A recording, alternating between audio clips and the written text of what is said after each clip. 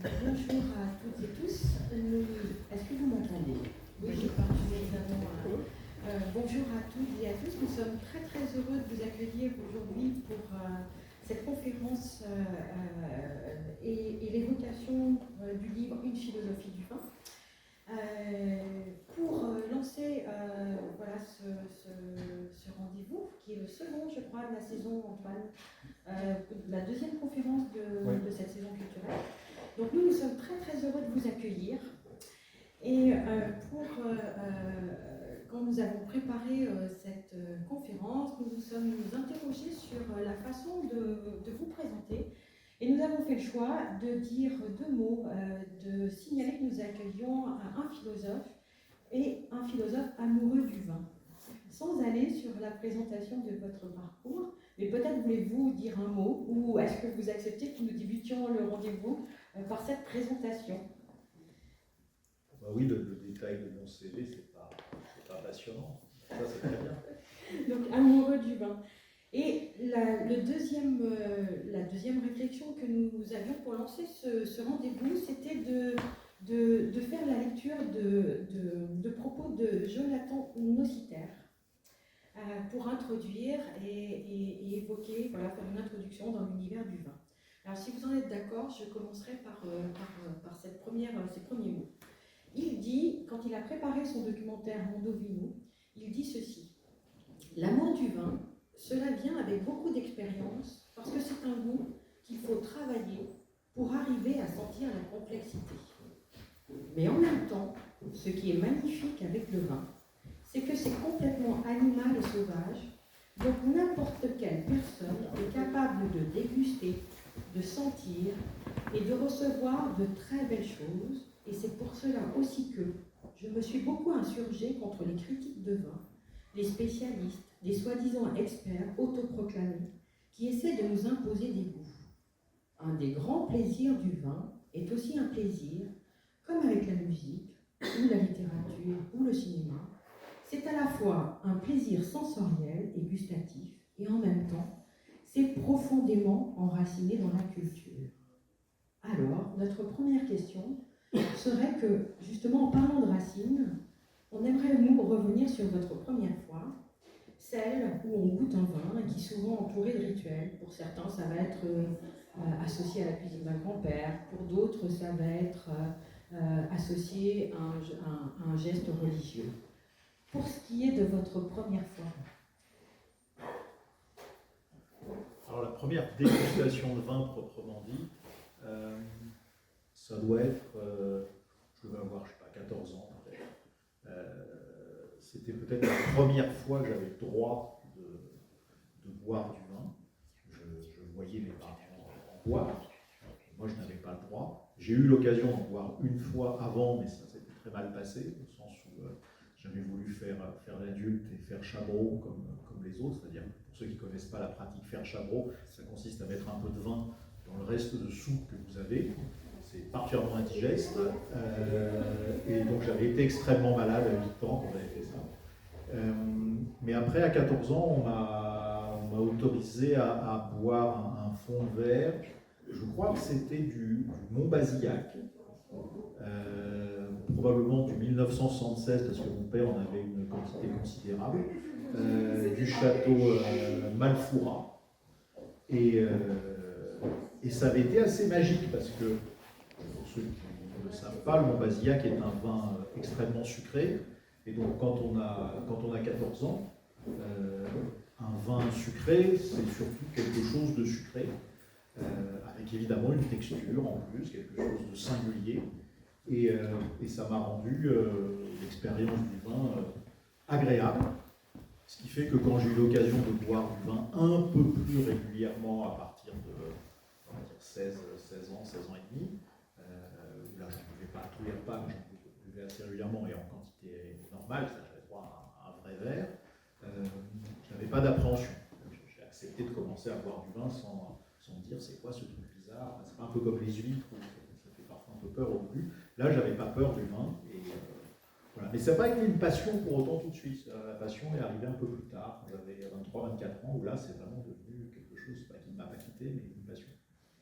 Donc là, vous nous parlez de cette première fois.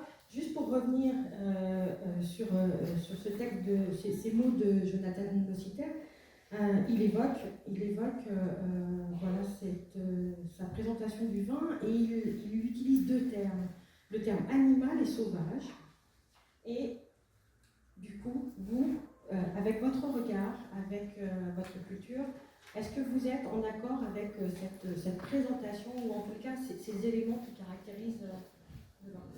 Je suis en plein accord avec cette phrase de Nossiter.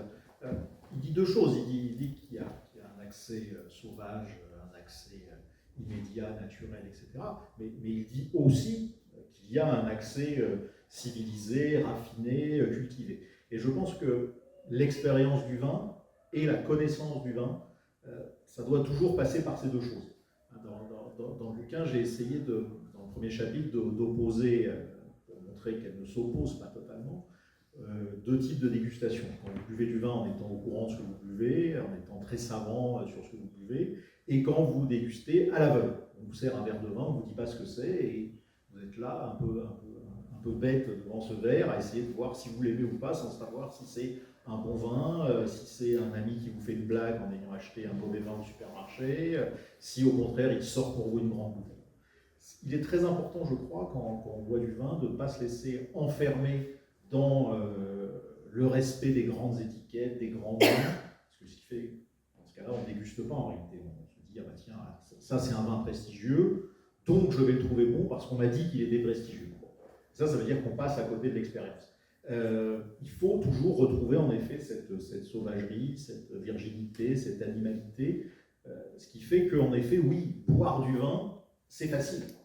L'apprécier dans toute sa dimension, dans toute sa profondeur, non, ça c'est pas facile. C'est pour ça que c'est intéressant de combiner les deux.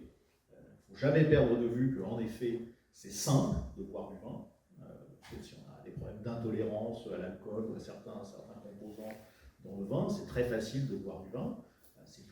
C'est plus facile que d'écouter certaines œuvres musicales ou de lire certains romans. Enfin, écouter du Stockhausen ou lire Finnegans Wake de Joyce, c'est plus compliqué que de boire un verre de Pétrus.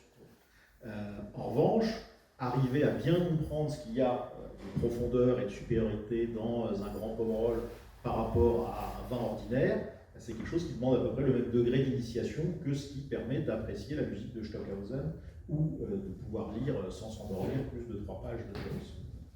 Et est-ce que cette connaissance vous amène ensuite, comment on peut faire quand on est prescripteur de spectacle, par exemple, est-ce que donc il y a ce premier moment de la dégustation, il y a ensuite cette dégustation qui est plus, si vous permettez, je vais dire maîtrisée, et est-ce que cette combinatoire amène ensuite le connaisseur que vous êtes à aller vers des vins que vous méconnaissez, qui ne correspondent pas à vos goûts, mais que vous allez quand même, vers lesquels vous allez aller, et peut-être nous expliquer si vous y allez, pourquoi vous y allez, et ce que ça peut avoir d'intérêt de sortir, si j'ai bien compris, la question des propres goûts qu'on se construit pour... Quand on est amateur de vin, mais pas seulement quand on est amateur de vin, il y a un mélange du côté un petit peu monomaniaque. Savoir que voilà, on n'a jamais lu assez de livres sur le vin, on est capable d'en parler pendant 6 heures de suite, surtout si on est avec d'autres amateurs tout aussi passionnés. Et quelque chose qui heureusement contrebalance ce côté un peu monomaniaque, qui est la curiosité, une curiosité qui est insatiable. Donc quand on est face à, je sais pas, vous êtes dans un bon restaurant, il y a une belle carte des vins, c'est malheureusement très rare. 3/4 des restaurants ont des cartes des vins effroyables. Mais vraiment, même dans les bons restaurants, souvent on est un peu déçu. Mais quand vous avez la chance de tomber sur une belle carte des vins dans un restaurant et que vous êtes passionné de vin, c'est vrai qu'il y a ce choix qui s'offre à vous. Soit vous allez commander un vin dont vous savez qu'il correspond très exactement à ce qui vous plaît, et il n'y a pas de surprise, et c'est pas pour autant que c'est désagréable, au contraire, le goût du vin est magnifique. Vous savez qu'il va aller bien avec tel plat, etc. Et l'autre option, c'est de se dire, ah bah tiens, ça je ne connais pas, ça je vais essayer. C'est assez rare comme amateur de vin qu'on prenne vraiment quelque chose dont on n'a strictement jamais entendu parler. Parce que sinon, dans ce cas-là, on va en effet trouver que les cartes des vins des restaurants sont dans l'ensemble très bonnes, parce que c'est rempli de choses dont on n'a jamais entendu parler. On n'en a jamais entendu parler pour une bonne et simple raison, qui sont que ce sont des mauvais vins qu'on a réussi à fournir à des restaurateurs. Mais ce n'est pas des miracles comme ça dissimulés. Ce qu'on cherche, c'est en effet être un peu déstabilisé et à trouver le vin magnifique dont on n'avait pas entendu parler, ou plus exactement, dont on ne connaissait par exemple pas le producteur. Ah tiens, oui, c'est ce producteur de Meursault, ah oui, je ne le connais pas. Ah mais le vigneron qui est référencé sur la carte, lui je le connais, il est très bien, tel autre aussi. Vous vous rendez compte qu'au milieu de choses que vous connaissez et qui sont excellentes, il y a un domaine dont vous n'avez jamais entendu parler. Là, un abatteur de vin a tendance à craquer et à se dire ça il faut que j'essaye, parce que ça veut dire que le sommelier qui a conçu la carte connaît bien, a des bonnes références, et là il a réussi à trouver quelque chose qui me déstabilise et qui me fait envie. Donc là, la curiosité est un moteur extrêmement important. Donc, depuis le début, on parle du vin comme quelque chose d'accessible à tous et de singulier, presque comme une évidence. Mais ça serait peut-être bien de revenir sur quelle est la définition du vin. Et d'ailleurs, est-ce que nous ne devrions pas plutôt dire des vins? Alors, il y a en effet avant de chercher à définir le vin, il faut faire le constat de l'extrême diversité des vins. C'est-à-dire qu'on a l'impression que le vin, c'est la représentation qu'on a immédiatement, que le vin, c'est quelque chose de simple, de facile à définir, à circonscrire. Pourquoi? Parce qu'on a tous la représentation du verre de vin rouge, il y a ça sur la couverture du livre d'ailleurs. C'est l'idée un peu comme ça, immédiate, évidente. Et puis quand on creuse un peu la question du vin, quand on goûte un peu tout ce qui s'appelle vin, on se rend compte qu'il y a des vins qui sont très très secs, des vins qui sont très très sucrés. Il y a des vins qui sont très vieux, il y a des vins qui sont très jeunes. Il y a des vins qui peuvent avoir des couleurs extrêmement variées. En général, on dit il y a du vin blanc et du vin rouge. Et puis après, on réfléchit, surtout depuis 15 ans que c'est très à la mode, on dit si, il y a aussi ce truc bizarre là qui est le rosé. Bon. Et puis les gens un peu plus pointus disent oui, attention, maintenant il y a une quatrième couleur, il y a le vin orange. Bon. Enfin, une fois qu'on a dit ces 4 couleurs, on a l'impression qu'on a fait le tour. Sauf que on peut se mettre sous les yeux 5 vins rouges ou 5 vins blancs qui sont avec des couleurs extrêmement différentes. La couleur d'un sauterne qui a 40 ans, c'est pas du tout la couleur d'un muscadet qui a 2 ans. Vous avez un muscadet qui a 2 ans, vous avez quelque chose qui est quasiment la couleur de l'eau. Un sauterne qui a 40 ans, c'est presque marron. Donc les deux sont des vins blancs. Bon. Un rouge extrêmement clair qui vient de la Loire, je sais pas, du cépage Pinot Donis par exemple, ça va vraiment vous donner quelque chose avec une robe qui évoque presque un rosé un peu foncé. Vous mettez à côté de ça un Pauillac ou une Côte-Rôtie, c'est un vin très très foncé. Donc c'est extrêmement varié, même si on regarde les degrés d'alcool. Vous avez des vins qui font 5-6 degrés d'alcool, qui sont parfois moins forts que des cidres. Et c'est parfois parmi les grands vins qui existent sur Terre. Il y a un grand vin allemand qu'on ne connaît pas bien en France, qui s'appelle pardon pour l'accent, le Trockenbeerenauslese, qui est ce qu'on appelle une sélection de grains nobles en français, issu du Riesling dans la Moselle. C'est un vin qui fait parfois 4,5 degrés d'alcool simplement. Très très très sucré, très acide, c'est un vin magnifique, malheureusement un peu hors de prix, mais le degré d'alcool est dérisoire par rapport à un Châteauneuf du Pape qui peut faire 16,5 degrés d'alcool une année un peu chaude. Donc il y a une extrême diversité. Mais enfin, on peut quand même essayer de définir ce que c'est que le vin, et c'est assez facile si on accepte de voir quels sont les traits communs au-delà de cette diversité. C'est facile et ça revient à dire un peu des choses évidentes, donc je ne vais pas y passer trop de temps, mais c'est important parce qu'il y a un mauvais usage du terme vin. C'est-à-dire qu'on appelle parfois vin des choses qui ne sont pas du tout du vin, ou qui sont du vin plus autre chose. Par exemple, on parle parfois de vin à propos de quelque chose qui n'est pas issu du raisin. Alors, en France, ce n'est pas extrêmement développé, mais vous avez en Pologne une tradition de faire du vin de cerise, qu'on appelle du vin de cerise. Et ce n'est pas du vin, c'est un produit fermenté issu de la cerise. On peut aussi faire du vin dans lequel on fait mariner un certain nombre de produits. Ce qu'on appelle, vous tous croisé une fois, ce qu'on appelle le vin d'orange. En réalité, c'est du vin ou le vin de noix. C'est du vin dans lequel on a fait macérer, pour le vin d'orange, des écorces d'orange, plus du sucre, plus un peu d'alcool. Dans le vin de noix, on a fait mariner des écorces de noix. Enfin bref, tout ça, c'est pas du vin. Ça porte le nom de vin, mais c'est pas du vin. Et puis, il y a parfois des choses qu'on appelle vraiment vin, même de façon réglementaire, c'est-à-dire qu'on a le droit d'employer ce terme sans que ça soit contraire à la loi, comme ce qu'on appelle le vin de liqueur. Le vin de liqueur, vous connaissez tous le Pinot des Charentes. Le Pinot des Charentes, il n'y a pas une goutte de vin dedans. Ça s'appelle pourtant un vin de liqueur. Le Pinot des Charentes, c'est fait avec du cognac et du jus de fruits. C'est un mélange de cognac et de jus de fruits. Il n'y a pas de vin dedans. On appelle ça quand même vin. Donc le vin, c'est quoi? Le vin, c'est un jus de raisin qui est fermenté. Voilà. C'est aussi simple que ça. Il n'y a pas à chercher beaucoup plus loin. Si quelque chose n'est pas du jus de raisin fermenté qui est stabilisé avec un certain degré d'alcool, c'est-à-dire que s'il est encore en cours de fermentation, on ne parle pas de vin, on parle d'un produit, on parle d'un mou en fermentation. Si c'est autre chose que ça, s'il y a des choses en plus ajoutées dedans, ça ne devrait pas s'appeler vin, quand bien même il y a une forme de tolérance par rapport à un produit comme le vin de liqueur. Okay. D'ailleurs,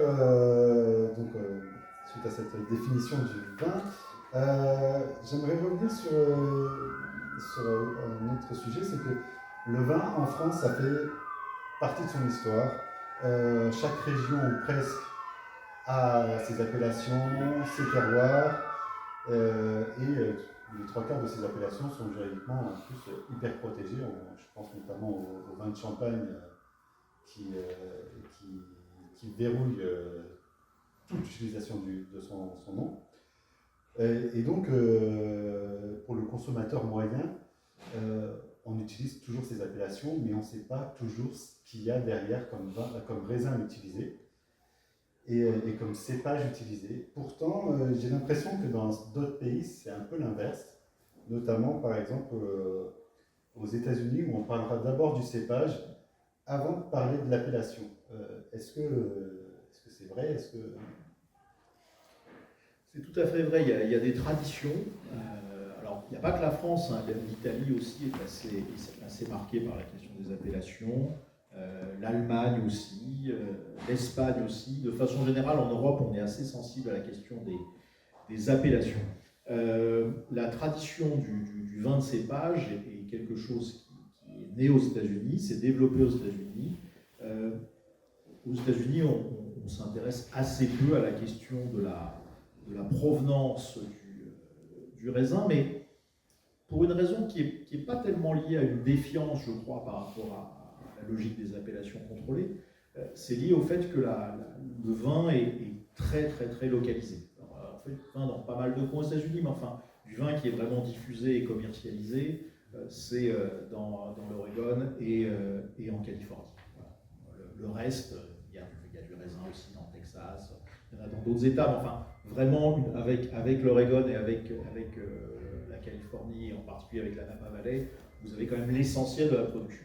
Et ce qui fait que la logique de la commercialisation va passer, bien sûr, par les marques, mais quand même aussi beaucoup par l'identification du cépage. C'est aussi lié au mode de consommation. Le mode de consommation aux États-Unis, un peu d'ailleurs comme en Angleterre, est quand même très lié à une boisson qu'on consomme pour elle-même et toute seule, par exemple en apéritif ou en milieu d'après-midi ou en fin de soirée. Ce n'est pas nécessairement quelque chose qui est là pour accompagner un repas.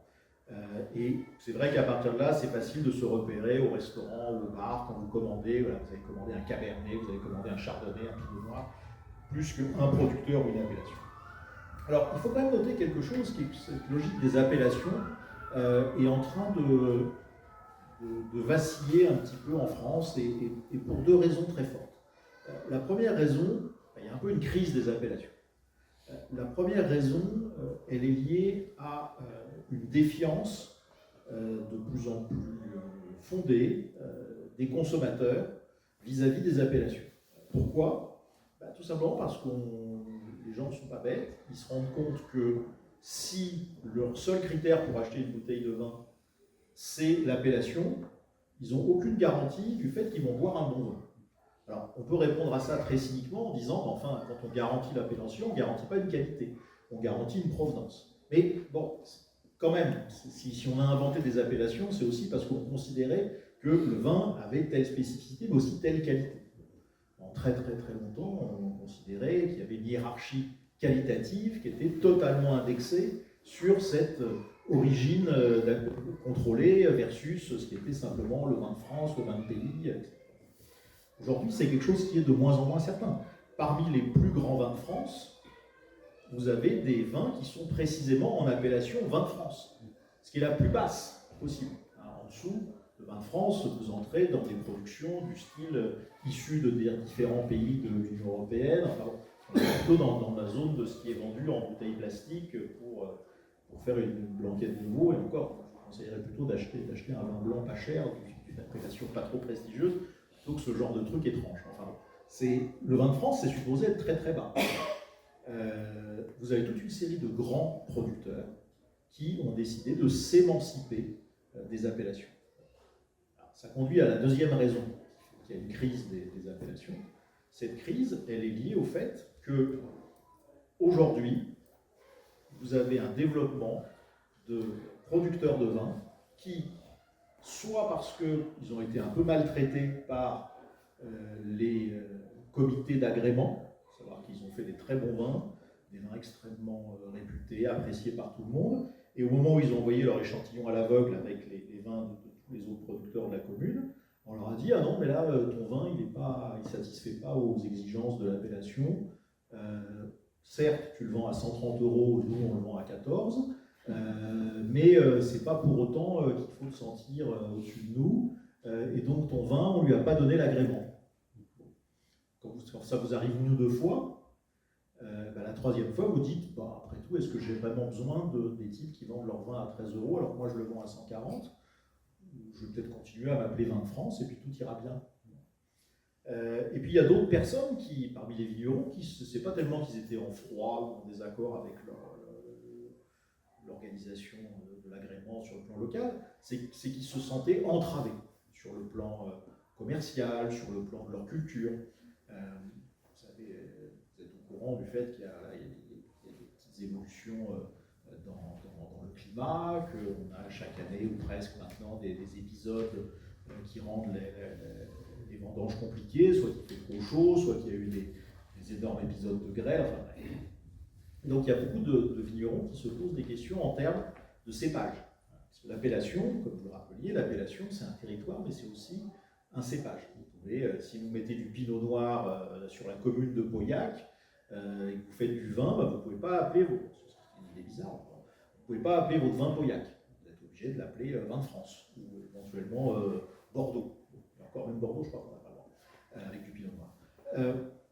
Ça veut dire que si vous cherchez des cépages qui vous semblent plus adaptés aux nouvelles conditions météo, ou parce qu'il y a un cépage qui vous plaît, que vous avez envie de planter sur votre propriété, vous êtes obligé de sortir de l'appellation. Et ce qui fait que se multiplie à la faveur de... ou parce que vous cherchez à vinifier différemment. Je sais pas, j'évoquais le vin orange, j'évoquais le rosé, vous avez envie de faire du rosé. Voilà. Vous êtes... Restons à Pauillac, vous êtes à Pauillac, vous dites tiens, j'ai envie de faire du rosé parce que les gens ils achètent du rosé, ils aiment bien ça va bien vendre, je vais faire du rosé. Votre rosé il ne pourra pas être en appellation Pauillac, parce que le Pauillac c'est réservé à un vin rouge avec du Cabernet Franc, du Merlot, éventuellement un peu de Malbec et de petits verres d'eau, mais c'est pas prévu que ça soit du rosé ou du blanc. Bon. Donc ça veut dire que vous perdez, alors là vous pouvez vous appeler Bordeaux, mais vous vous appelez plus Pauillac. Donc ça veut dire que l'autre crise des appellations, c'est qu'aujourd'hui, l'inventivité de vignerons, et en particulier de bons vignerons, fait qu'on commence à trouver des très très très bons vins qui sont totalement en dehors des appellations. Et ça, c'est vraiment peut-être la grande nouveauté dans le paysage du vin en France aujourd'hui. Alors, nous étions sur la définition, nous sommes allés sur la question de l'appellation. J'aimerais qu'on revienne sur la question du goût et de l'objectivité du goût. Et vous avez dans votre livre un chapitre avec une référence à David Hume, le philosophe du XVIIIe. et qui, je crois, a évoqué un travail très précis sur la question de l'esthétique.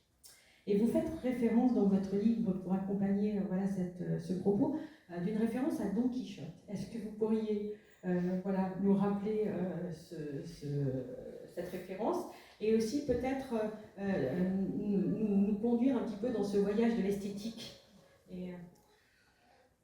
Alors c'est un passage extrêmement important dans les essais d'esthétique de Hume. Hume, c'est pour ceux qui ont des souvenirs trop anciens de la philosophie en terminale, Hume, c'est un philosophe écossais qui est resté très connu parce que c'était une des figures à la fois de l'empirisme, donc cette partie de la philosophie qui considère qu'il faut partir de ce qu'on observe autour pour construire la connaissance et pas partir simplement de la réflexion abstraite. Et c'est aussi une grande figure de ce qu'on appelle le scepticisme, un terme peut-être plus familier que celui d'empirisme, qui est ce courant de la philosophie qui a tendance à considérer que la plupart de nos connaissances sont incertaines, précaires, soit qu'il faille les reconstruire sur des bases plus solides, soit que tout simplement et intrinsèquement, ça soit toujours précaire. Et ce qui est intéressant avec Hume, c'est qu'alors même donc, que c'est quelqu'un qui semble se tenir un petit peu à distance de la question de l'objectivité de la connaissance, dans le champ de l'esthétique, paradoxalement, il a un petit peu développé l'inverse, au sens où dans le champ de l'esthétique, il s'est intéressé à la question de ce que c'est qu'une affirmation objective, solide, certaine, pas simplement liée à la subjectivité des individus, en matière de goût. La question que se pose Hume, c'est est-ce qu'on est vraiment condamné à dire, bon, ben, en matière de goût et de couleur, c'est pas la peine de discuter, on sera jamais d'accord, tu penses ça, moi je pense autre chose, t'aimes bien la tarte à la rhubarbe, moi j'aime pas, je préfère la tarte aux fraises, ça sert à rien d'en parler. Hume dit, c'est pas très satisfaisant cette thèse, il y a quelque chose d'un peu solide, et quand je dis qu'un vin est bon, je dis autre chose que j'aime bien la tarte aux fraises. Je dis quelque chose en plus. Et il faut que je trouve cette base solide. Et pour expliquer ça, Hume parle d'un passage assez amusant dans Don Quichotte de Cervantes, qui est un passage qui au début semble se moquer un peu des grands spécialistes de vin, des grands érudits, des gens qui sont là, qui disent oh, non, attendez, moi j'ai senti dans ce verre de vin, j'ai senti du champignon mouillé le 14 novembre, j'ai senti du ventre de lièvre, mais qui a couru quand même 12 km, pas plus. Je sens un peu, ça sent un peu le col de Barbour, mais plutôt de Barbour bleu marine. Enfin bref, il y a des gens qui sont totalement fous, qui se lancent dans des espèces d'analyses très très très fines, et en général un peu ridicules. Et donc là, vous avez deux personnages qui sont conviés, qui sont des spécialistes de vin, et qui sont conviés pour déguster un tonneau de vin et dire quelle est leur valeur. Quelle est la valeur, pardon, du tonneau. Le premier sent le vin, goûte, dit bon, c'est un bon vin, hein, ça va, il n'y a pas de problème, parce que voilà, c'est un village, ils se demandent s'ils achètent cette pièce de vin. C'est pas mal, mais il y a un petit problème, c'est qu'il y a en fin de bouche, je sens un petit goût de truc un peu de cuir de chèvre. C'est pas agréable. C'est léger, hein, c'est très très léger, mais c'est pas agréable. Bon, très bien. L'autre déguste. Dit pas mal ce vin, mais un petit goût de métal, un truc un peu, c'est métallique.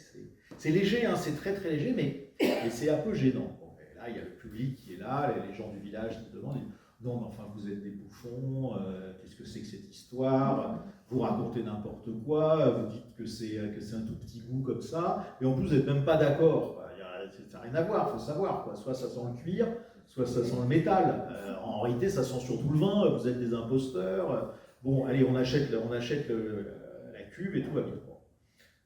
Ils achètent le tonneau, les villageois boivent le vin, et puis à la fin, quand vraiment ils finissent de servir la dernière bouteille du tonneau, ils se rendent compte qu'est tombé, au moment où le vin a été vinifié, est tombé tout au fond du tonneau une clé en métal avec un petit porte-clés en cuir de chèvre de Cordoue. Et là, ce que dit Hume, c'est leçon de ça, c'est que en réalité, le seuil de perception qu'on va avoir quand on déguste du vin, il va être évidemment très variable d'une personne à une autre en fonction de son expérience, en fonction peut-être aussi de certains talents, d'un certain don, enfin surtout quand même en partie issu de son expérience qui est variable d'une personne à une autre. Et donc, on a tort de se moquer des gens qui repèrent dans un vin des choses assez fines que les autres ne voient pas. Et surtout, ça c'est la première leçon, et l'autre leçon, c'est que c'est objectif. C'est pas parce qu'ils étaient pédants que l'un sentait du métal et l'autre sentait du cuir de chèvre. C'est parce qu'il y avait une clé avec du cuir autour qui était dans le vin et qui avait contaminé, très très légèrement, et qui avait contaminé le goût de cette clé. Et donc, l'enjeu en matière de philosophie du vin, pour utiliser cette formule, l'enjeu en matière de philosophie du vin, c'est de savoir si on est capable, grâce à la philosophie, grâce au vocabulaire, grâce aux méthodes de la philosophie, si on est capable de construire quelque chose comme une connaissance objective du vin, non pas à la manière d'un œnologue ou d'un sommelier, mais à la manière de celui qui va déguster le vin, apprécier le vin. Autrement dit, est-ce que l'expérience esthétique, parce que c'est une expérience qui passe par nos sens, c'est une expérience sensible, il y a le goût du vin, il y a le nez du vin, il y a la robe du vin, bon. Est-ce que cette expérience, on peut l'objectiver, on peut en faire quelque chose d'un peu solide, afin de faire quoi? Afin d'améliorer encore cette expérience, sans perdre de vue le côté animal, premier, etc., mais en étant capable de s'élever un peu dans l'expérience qu'on fait du vin. C'est-à-dire, est-ce que la philosophie, ça peut m'aider à mieux et plus aimer le vin et que le vin apporte plus de choses que ce que ça rapporterait sinon? Alors, nous étions sur la question de l'esthétique, un sujet assez conséquent en philosophie. Il y a, en vous écoutant, un autre sujet en philosophie qui est quand même un sujet assez aussi important, c'est celui du hasard. Et il me semble que ce mot peut être associé aussi à l'univers du vin. Le hasard de la rencontre, le hasard d'éléments qui ont contribué à la fabrication. Qu'est-ce que vous nous diriez autour de la relation, de ce terme associé au vin, le hasard et le vin?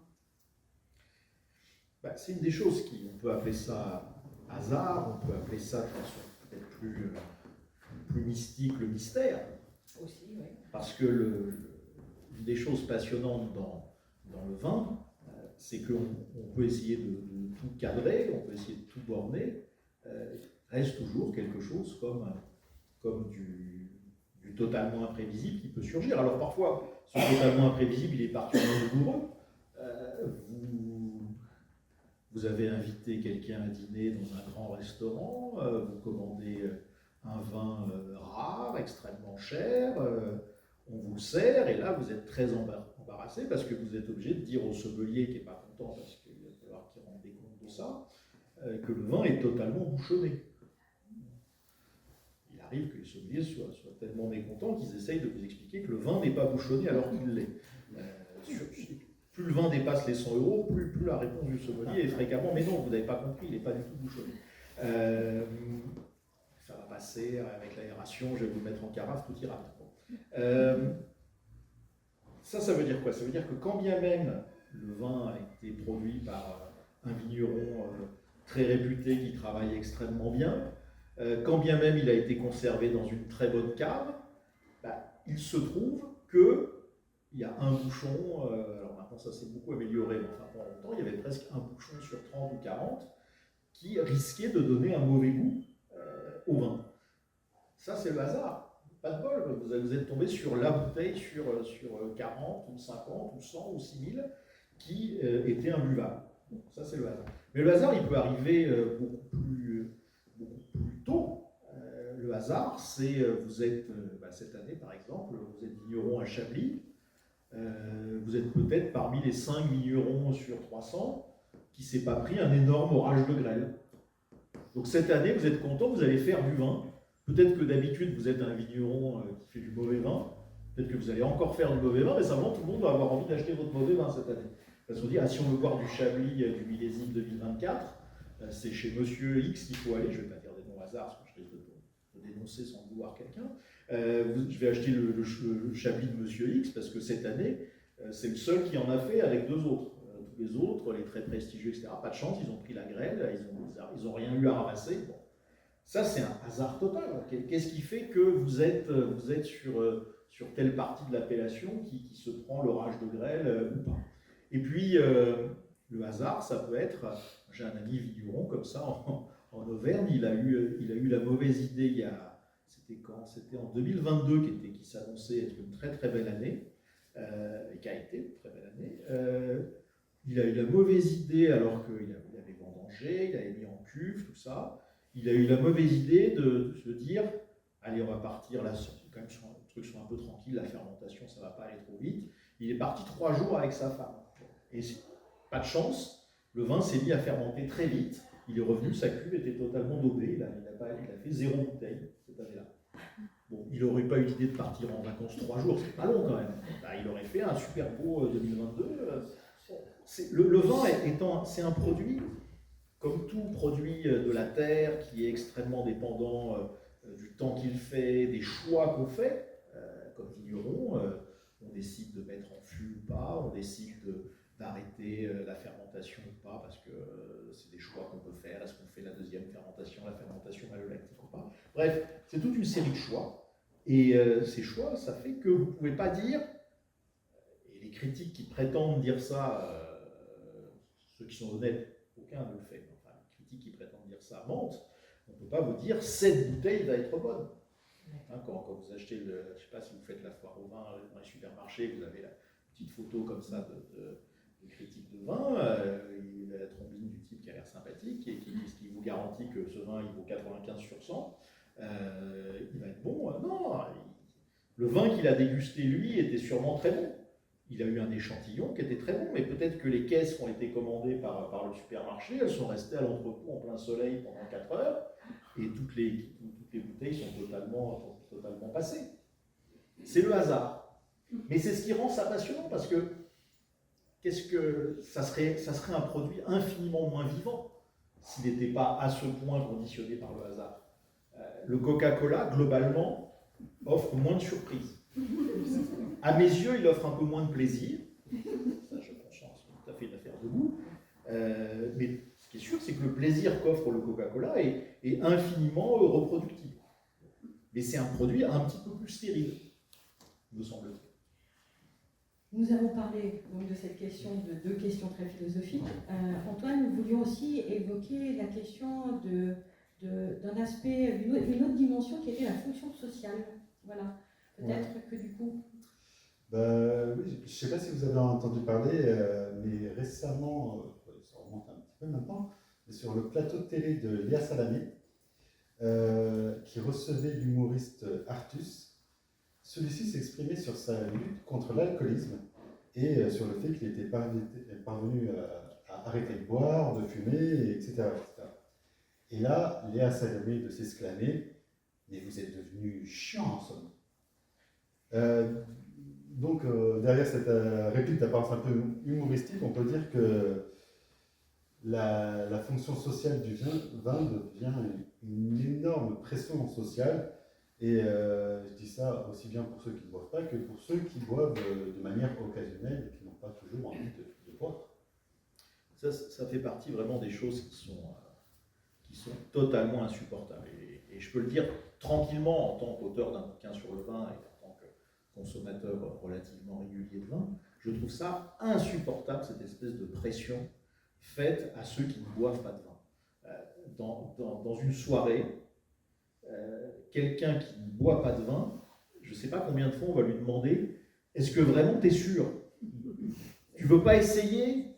Celui-là, il est bon, etc. » Quelles que soient les raisons, parce qu'il y a des gens qui ne boivent pas de vin pour des raisons religieuses, il y a des gens qui ne boivent pas de vin pour des raisons de santé, il y a des gens qui ne boivent pas de vin parce qu'ils ont décidé de faire un régime ou pendant telle période, ou parce qu'ils ont trop bu 3 jours avant. Quelles que soient les raisons de ne pas boire de vin, ces raisons sont infiniment légitimes. C'est totalement insupportable. Essayons d'imaginer qu'on tienne le même genre de raisonnement à propos d'autres choses. Enfin, je ne sais pas, une question dont on parle beaucoup dans les médias, et à raison parce que c'est une question extrêmement importante, la question du consentement en matière amoureuse et sexuelle. Imaginez quelqu'un dire « Ah, on t'a pas envie, mais essaye quand même, tu vois, ça peut être sympa. » C'est effroyable. On ne voit pas pourquoi le fait de devoir consommer un certain produit serait une obligation, même légère, même feutrée. La seule raison légitime de boire du vin, c'est parce qu'on a envie de boire du vin. Que quelqu'un d'autre en ait envie pour vous, c'est absolument inacceptable. Et quant à imaginer, comme l'épisode télévisuel que vous vous rappelez, quant à imaginer que quelqu'un deviendrait chiant parce qu'il ne boit pas de vin, moi ça me laisse rêveur sur ce que ça veut dire ne pas être chiant. Parce que si être amusant suppose d'être enivré, si être amusant suppose d'avoir picolé, c'est la vision de ce que c'est qu'être amusant qui me semble pour le coup extrêmement restrictive.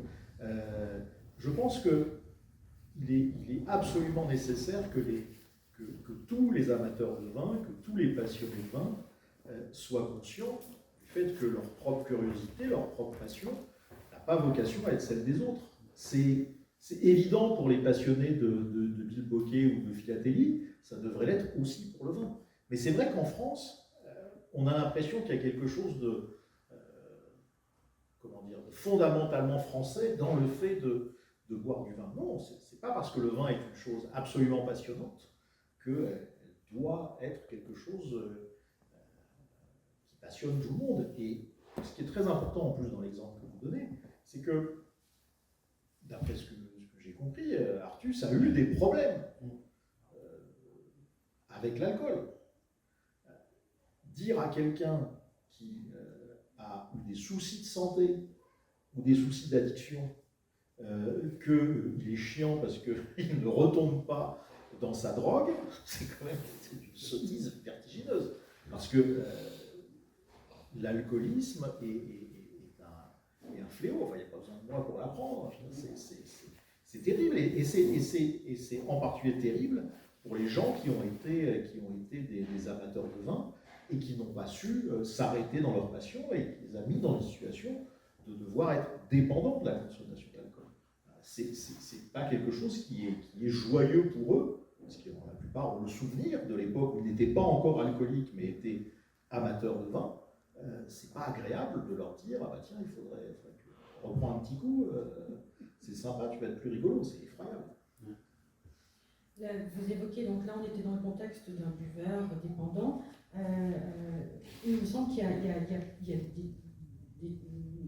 de nombreux autres univers du rapport au vin. Moi j'aimerais qu'on revienne, parce que vous y faites référence et avec des choses très enrichissantes sur la question du vin et la religion, du vin dans les rapports de pouvoir, du vin dans les contextes dans lesquels on les découvre. Est-ce que vous pourriez nous balayer, voilà, en quelques mots, ces aspects, peut-être sur la question de la symbolique, la question du pouvoir et la question de l'art, voilà, dans les rapports sociaux. On est dans ces rapports de celui qui sait, de celui qui ne sait pas, du contexte dans lequel, puisqu'on était tout à l'heure aussi dans un champ de contexte. Est-ce que vous pourriez là-dessus nous... Balayer tout, ça va être compliqué parce que je risque d'oublier des aspects. Là, on était sur le buveur dépendant. Oui. Peut-être aller sur la symbolique du vin. Oui, je retiens deux choses là. Je vais prendre un petit balayer que deux petites choses. Sur vin et religion et vin et pouvoir. Vin et religion, c'est extrêmement intéressant parce que on voit la connexion assez étroite qu'il y a. Alors, dire toutes les religions, ça serait exagéré. C'est pas vrai que dans le bouddhisme, l'hindouisme ou le zoroastrisme, ça soit absolument majeur le vin, c'est pas vrai. Mais en tout cas, pour les religions dont on est tous les plus familiers, à savoir l'islam, les différentes formes de christianisme et le judaïsme, le vin est extrêmement important. Sur des modalités différentes, avec des interdits, des autorisations extrêmement variées, mais c'est extrêmement important pour toute une série de raisons qu'on peut identifier en réfléchissant un peu assez facilement. La première raison, elle est liée à des questions touchant au symbole.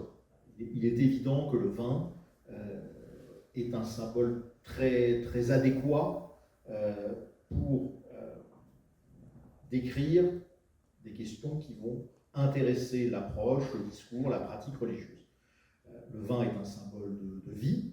Le vin est un symbole pourquoi ? Parce que c'est un produit vivant. On consomme un produit qui est tout à fait instable, en mouvement, J'évoquais tout à l'heure le vin qui est devenu bouchonné, le vin qui a madérisé, comme on dit, parce qu'il a été conservé dans une cave trop chaude, trop longtemps, c'est la preuve qu'il a évolué. Le vin qu'il faut attendre 10 ans avant qu'il soit bon, ça prouve bien qu'il faut qu'il grandisse. Le vin est issu d'une plante qui est la famille des lianes, qui est la vigne, qui est une plante qui ne va pas donner grand-chose si vous ne la cadrez pas, si vous ne la bornez pas.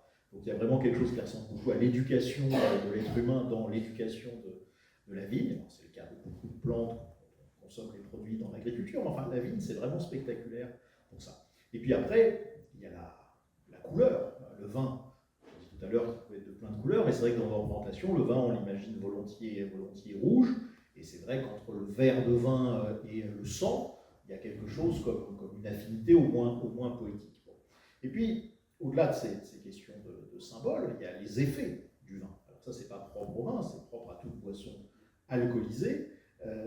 La consommation de vin nous écarte du réel. Alors ça peut être pour nous élever, ça peut être pour nous abaisser, mais en tout cas, ça crée quelque chose comme l'apparition d'une forme de transcendance, qui là aussi a des affinités assez fortes avec la religion.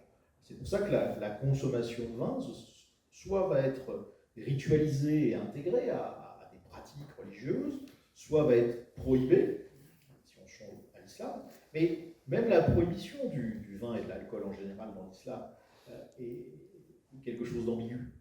Non pas ambigu au sens où ça serait incertain que c'est interdit, ça c'est pas du tout incertain, les textes sont très clairs. Mais ce qui est sûr, c'est que le Coran décrit la vie après la mort comme un lieu où on bénéficie de la consommation d'un vin de grande qualité dans des quantités infinies. Bon. Ce qui veut dire qu'en soi, le vin n'est pas dévalorisé. Ce qui est dévalorisé, c'est les effets de la consommation du vin. Et c'est assez difficile de prétendre que c'est totalement faux. La consommation excessive de vin entraîne de fait un mécomportement social assez bien documenté. Si vous regardez d'ailleurs les sourates qui parlent de ça dans le Coran, le vin est toujours associé à autre chose qui est le jeu d'argent, la passion des jeux, etc. C'est pas que c'est inintéressant le jeu, mais il y a des excès. Donc cette prohibition, c'est pas la condamnation du vin en tant que tel, c'est la condamnation des effets qu'on voit avec la promesse du vin après la mort. Donc il y a des liens très étroits entre vin et religion. Vin et pouvoir, moi ce qui m'a intéressé beaucoup dans le lien entre vin et pouvoir, c'est l'espèce de pouvoir, alors ça c'est une façon de se flageller un peu en tant qu'amateur de vin, mais l'espèce de pouvoir de celui qui connaît très bien le vin. On a l'impression d'être quasiment à la tête d'une secte. Moi, il se passe rarement 48 heures sans qu'un de mes collègues de la Sorbonne d'ailleurs m'envoie un texto disant je suis embêté, là, je suis au resto, en entrée, je pensais prendre tartare de veau, je t'envoie la photo de la carte, qu'est-ce que je prends avec comme blanc, a priori un blanc, hein, mais je t'envoie la photo que des blancs. Hein. Il y a vraiment une espèce de confiance considérable, on a rappelé tout à l'heure l'importance du vin en France, quand vous semblez être détenteur pas de la potion magique, mais enfin de la clé qui ouvre vers ce monde, on vous fait une confiance aveugle. Et de façon générale, c'est vrai que quand vous êtes... alors, quand je suis invité chez des copains tout aussi fans de vin que moi, je suis un peu moins sadisé que ce qui arrive quand on est moins connaisseur. Mais c'est vrai que la personne qui vous reçoit, qui est grand connaisseur de vin, il y a toute une théâtralité et il rappelle un peu quand même sa relative supériorité. Voilà, bon, ça, tu vois, je ne peux pas te le servir tout de suite, il faut que je le passe en carafe, il faut le laisser un peu reposer, mais bois pas trop vite, prends le temps de sentir. Enfin bref, il y a vraiment une autorité liée à la connaissance du vin. Et voilà, il est évidemment nécessaire que la cave de l'Élysée soit richement garnie, qu'on puisse, quand on reçoit les chefs d'État étrangers, leur servir des grands vins français. C'est pas simplement la défense du patrimoine français, c'est ça, il ne faut pas du tout mépriser, mais il y a aussi quelque chose lié au pouvoir dans cette maîtrise du vin. peut-être Antoine, sur ces notions de la maîtrise du vin, mais il y a cette question de boire seul ou boire à plusieurs, et de tous les contextes. Oui, justement, vous évoquez dans votre livre 3 catégories de buveurs solitaires. Vous parlez de l'ivrogne, du buveur régulier, qui a certainement un petit problème d'addiction légère, je dirais. Pas sûr, pas bref. Ouais. Et enfin, le professionnel du vin, qui va être l'œnologue, le critique de vin, le vigneron, etc. Moi, pour ma part, je trouve que le vin, c'est un peu comme le pain, c'est meilleur quand c'est partagé. Pourtant, il arrive que l'hôte qui a accueilli des gens à dîner se retrouve le lendemain avec la lourde tâche de devoir finir les bouteilles entamées. Est-ce que moi, je le classerais du coup dans une 4e catégorie, mais est-ce que c'est du coup un buveur solitaire ou une personne qui cherche juste à se remémorer des bons souvenirs passés? Actuellement, c'est un buveur solitaire s'il est tout seul. Vous serez sensible à la profondeur de cette pensée philosophique. Mais je ne sais pas si c'est pour se remémorer nécessairement. Enfin, ce que vous décrivez, c'est typiquement une situation où le choix est entre vider à l'évier des vins qui sont encore consommables ou les finir.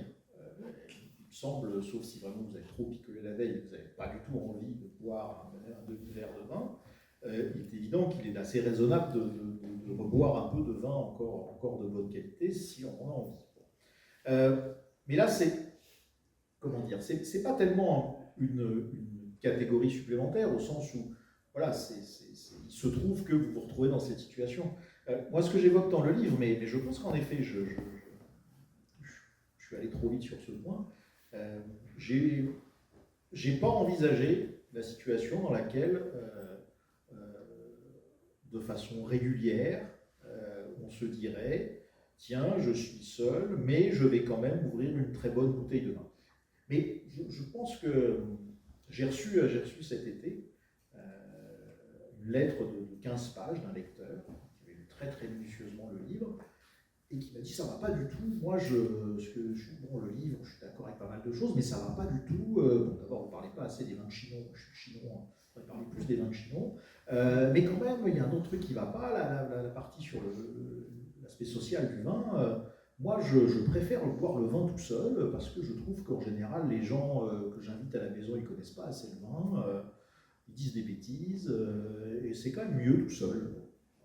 Et je pense qu'il a raison, au sens où il a raison de me faire part de cette expérience, parce que comme moi, je n'ai jamais... Enfin, si, j'ai fait une fois cette expérience, une fois, il y a 25 ans, j'ai ouvert une bouteille d'un très bon vin juste pour moi. Je me suis tellement ennuyé que je ne l'ai jamais refait.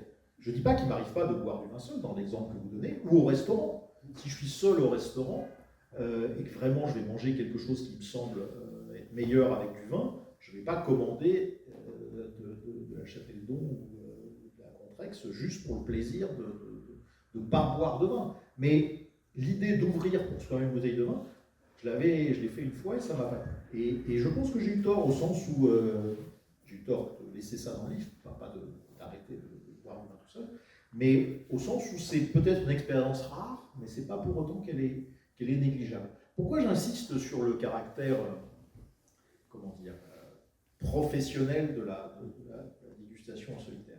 Parce que je trouve que c'est un truc qu'on ne dit pas assez souvent. C'est-à-dire qu'on loue toujours, et à raison, et je suis totalement d'accord avec ça, le côté très, très important de l'expérience collective dans la dégustation du vin. C'est vrai que c'est très souvent beaucoup plus intéressant de boire du vin à plusieurs que de boire du vin tout seul, sauf dans le cas de mon lecteur qui disons, n'a pas bien choisi ses amis et ses amis connaissent tellement mal le vin que ça lui pourrit son expérience. Enfin, bon, globalement, je trouve que c'est plus sympathique quand on est, même pour le vin, quand on est à plusieurs. Mais c'est vrai que ça a pour inconvénient de laisser de côté ce qu'il y a d'important et d'intéressant dans l'expérience solitaire du vin quand on est un professionnel, et en particulier quand on est un vigneron. Parce que le vigneron qui ne va jamais boire son vin tout seul, il va se retrouver un peu trop prisonnier d'appréciation sur son vin qui sont extérieures, ce ne sont pas nécessairement des mauvaises appréciations, mais ça va peut-être l'empêcher de véritablement construire le vin qu'il a envie de construire. Voilà. Alors, vous parliez là de cette question du buveur solitaire ou de ce temps, de ce moment un peu privilégié et partagé. Juste le temps s'écoule, nous arrivons bientôt à la fin de cette partie voilà, d'échange et de questions. Avant de l'achever, moi je souhaiterais revenir sur une phrase que vous avez faite en 255 où vous dites « L'amour du vin est aussi fait d'occasions saisies et de rencontres singulières ». Et avant ou après ces mots, vous parlez de votre regret, d'un regret, de celui de ne jamais avoir bu avec le philosophe Clément Rosset. Et en lisant ces phrases, j'ai retrouvé une très forte émotion. Et du coup, j'aurais souhaité vous entendre sur le lien que vous avez avec la pensée de ce philosophe. C'est une question massive. Enfin, avant les 3 derniers mots, ça allait à peu près. Bon, je vais essayer d'être. Non, mais c'est de fait, je suis touché que ce passage vous ait touché parce que j'ai été moi-même touché en l'écrivant. Non, mais au sens où c'est vrai que c'est très exactement une occasion manquée. C'est-à-dire que j'ai plus dans mon téléphone, parce que les messages vocaux ne sont pas gardés des années, malheureusement d'ailleurs. Mais j'ai gardé longtemps, autant que possible, le message où Clément Rosset m'expliquait assez longuement qu'il n'allait pas pouvoir venir tel jour à Nice alors qu'il avait prévu, mais qu'il y avait une grève, enfin bref. De fait, c'est vrai qu'on a un ami en commun et on avait planifié je ne sais pas combien de fois, et puis soit c'est lui qui n'était pas disponible, soit c'était moi, et on n'a jamais réussi à se voir. Et c'était très drôle et très triste, parce que cet ami, Jean-Charles Fitoussi, qui est un remarquable cinéaste, Jean-Charles, chaque fois disait « Ah, quand même, faut que tu rencontres Clément, vous allez vous entendre, vous êtes d'accord sur tellement de choses, et puis vous aimez le pinard. » Et bon, Clément Rosset n'avait pas d'avis sur moi, c'est normal, moi j'avais un avis sur lui, mais bon. Et ça ne s'est pas fait, et c'est totalement stupide. Et j'avais un peu oublié cette stupidité et ce pas de chance pendant des années, quelques années en tout cas, parce que c'est pas mort il y a si longtemps que ça. Et quand j'ai écrit ce bouquin, ça m'est revenu de façon très violente. Sans, je me suis dit, mais c'est absurde, parce qu'en réalité, plein de choses que Rosset avance, qui sont un peu longues à résumer là, j'ai essayé d'expliquer ça un peu en détail dans le livre, enfin, l'idée principale qu'a toujours défendu Rosset, à savoir qu'il y a un seul réel, il faut se méfier de tout ce qui ressemble de près ou de loin à la construction d'une espèce de double du réel, que les philosophes ont beaucoup de mal à accepter l'idée qu'il n'y a qu'un seul réel, qu'il faut l'affronter, que les philosophes ont... L'histoire de la philosophie, depuis Platon, c'est l'histoire de construction d'autres mondes que le seul monde qu'on a affronté et qui est unique et où il faut tout accepter de ce monde. Une très belles idées de Rosset, c'est qu'il ne faut pas confondre la joie et le plaisir. La joie, la vraie joie philosophique, celle qui est très difficile à rencontrer, c'est une joie où on accepte aussi qu'il y a des choses horribles, qu'il y a des choses atroces, que les choses mauvaises doivent être acceptées. Pourquoi ? Parce qu'on n'a pas d'autre monde. Imaginer qu'il y en aurait un meilleur est une pure fantaisie et une pure perte de temps. C'est ce que nous dit Rosset. Et donc, cette façon de revenir au cœur du réel, c'est quelque chose que vraiment j'ai compris après la mort de Rosset et sans avoir rencontré Rosset, que cet amour du réel, il était extrêmement lié aussi à sa passion pour le vin. C'est-à-dire que je crois que c'est vraiment quelque chose dont on fait l'expérience quand on aime le vin, à savoir que tout ce qu'on a eu, tout ce dont on a parlé dans notre conversation, à savoir la place du hasard, ces symboles qui d'un seul coup peuvent être très lourds, les effets un peu pervers de pouvoir, tout ça, c'est à la fois une série de propriétés du monde qui nous entoure et qui est le seul monde, mais c'est aussi ce qu'il y a dans un vin. C'est-à-dire que le vin, on ne peut jamais savoir exactement quel goût il va avoir, et jamais il s'épuise totalement dans son goût, et pourtant il n'y a rien d'autre que du raisin fermenté. Alors malheureusement dans les vins mal faits avec toute une série d'additifs, dans les bons vins il n'y a pas trop de j'allais dire saloperie, c'est pas un joli mot, enfin toute une série de choses ajoutées. Le vin, ça nous donne comme ça un accès très privilégié à ce réel qui est unique, sans double, sans excès de théorie qui nous éloigne. Ça nous ramène à une matérialité, une réalité dont plus on est urbain, plus on vit dans un appartement, plus on voit jamais autre chose que du goudron et du béton et qu'on passe son temps devant la télévision, plus on est éloigné, à savoir une espèce de monde comme ça, très, très sensible, très naturel, très immédiat. Le vin nous réinjecte ça, nous réinjecte cette expérience, et c'est quelque chose que je trouve profondément en affinité avec la philosophie de Clément Rossetti. Merci. Alors avant de passer aux questions de la salle, nous avons évoqué les notions de partage. Alors nous n'avons pas de vin à partager aujourd'hui, mais nous avons une autre d'eau dans la proposition. carafe. Voilà. Mais nous avons une autre proposition et l'idée c'était de partager avec vous un peu de poésie. Voilà, avant de passer aux questions. Alors c'est un extrait d'un poème du poète Motin qui dit c'est Bacchus que nous devons suivre. Le nectar dont il nous enivre a quelque chose de divin. Et quiconque a cette louange d'être homme sans boire du vin, s'il en buvait, il serait un ange. Le vin me rit, je le caresse, c'est lui qui bannit ma tristesse et réveille tous mes esprits. Nous nous aimons de même force, je le prends, après j'en suis pris. Je le porte, et puis il m'emporte. Merci. Et merci à vous. Des questions? J'aimerais bien, si vous voulez bien, la durée de vie des vins blancs. Bon, à mes gosses, je dis toujours un vin blanc, ça se boit dans les 4 ans. Mais j'ai déjà bu un Sancerre de 10 ans qui était excellent. Alors, quel est votre point de vue sur les vins blancs? Le Chablis et le Sancerre, c'est ça qui m'intéresse surtout, parce que j'aime les deux. Vous voulez un avis exactement uniquement sur le Chablis et le Sancerre ou sur tous les blancs? Je peux vous faire les deux si vous voulez. Est-ce que la clairette de Lie, est-ce que pour vous c'est du vin? Pourquoi ça ne serait pas du vin? Oui. Il y a même dans le livre, je donne même deux références de bons producteurs de clairette de Die. Il faut les trouver, il n'y en a pas beaucoup plus que deux. D'ailleurs, si vous cherchez des bonnes références pour acheter du vin, il y a une première partie de la bibliographie qui est uniquement composée d'adresses. Ça va, j'ai compris, je vais l'acheter là. Non, mais au-delà de l'argument publicitaire, pour répondre à votre question, les Blancs sont extrêmement capables de se conserver très longtemps, pour peu qu'ils aient été construits pour cela. Donc, vous avez des vins blancs qui sont faits, mais comme un certain nombre de rouges d'ailleurs, qui sont faits pour être bu jeunes et rapidement. Vous évoquiez le Chablis et le Sancerre.